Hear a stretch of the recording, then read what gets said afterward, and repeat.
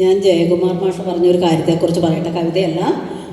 ഞാനിപ്പം ശ്രീനാരായണ ഓപ്പൺ യൂണിവേഴ്സിറ്റിയിൽ മലയാളം പഠിച്ചുകൊണ്ടിരിക്കുകയാണ്. അപ്പം ഞങ്ങൾക്ക് ഭാഷാഭേദ ഭൂപടങ്ങൾ എന്ന് പറഞ്ഞിട്ട് പഠിക്കാനുണ്ട്. മാഷ് പറഞ്ഞ ഈ സെയിം സബ്ജക്റ്റ് തന്നെ.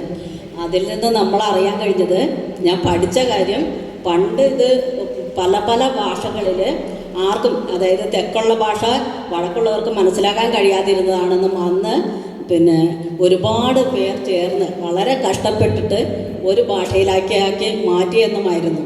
അതിനെക്കുറിച്ച് ഞങ്ങൾക്ക് വിശദമായി തന്നെ പഠിക്കാനുണ്ടായിരുന്നു. അപ്പോൾ സാറ് പറഞ്ഞപ്പോൾ എനിക്കത് നല്ല ഇൻട്രസ്റ്റിംഗ് ആയിട്ട് തോന്നിച്ചു. കവിതയിലേക്ക് കിടക്കാം. രമണേനെ ഭയന്ന് ഞാൻ കവിത ചൊല്ലുകയാണ്. ഞാൻ ചൊല്ലുന്നില്ല, അത് കുറേ പറഞ്ഞതാണ്. രമണേനെ പേടിച്ചിട്ടാണ് എല്ലാ തിങ്കളാഴ്ച കവിത ഇടുന്നത്.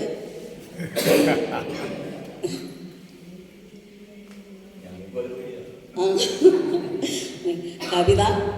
പേരുപേക്ഷിക്കേണ്ടി വന്ന പുഴ. സ്നേഹത്തിൻ്റെ താണനിലങ്ങൾ തേടി ജനനം മുതൽ നിർത്താതെ ഓടിത്തുടങ്ങുന്നു. ഇഷ്ടവഴികളിൽ നിന്നും ആട്ടിയകറ്റാൻ അവൾക്കായി പാതി വഴിയിൽ തടയണകൾ തീർക്കുന്നു. സ്വന്തമായി ഒരു വീടില്ലാതെ അവൾ സമയം പോലെ ചലിക്കുന്നു. അവളുടെ കിതപ്പ് പാറക്കൂട്ടങ്ങളിൽ തട്ടി പ്രതിധ്വനിക്കുന്നു. മുത്തശ്ശിവേരി കിന്നരിക്കാൻ മാടി വിളിക്കുമ്പോൾ കൊതിയെങ്കിലും യന്ത്രക്കയ്യാൽ മണൽ മാഫിയ വിരിച്ച ചുഴിയിൽ വീഴാതിരിക്കുവാൻ പരിചയം പുതുക്കാറില്ലവൾ. കരകൾക്ക് ഇരുവശത്തും നിന്ന് ശുഭയാത്ര നേരുന്ന മരകളില്ലെങ്കിൽ പുഴ തന്നെ ഇല്ലെന്നറിയാം.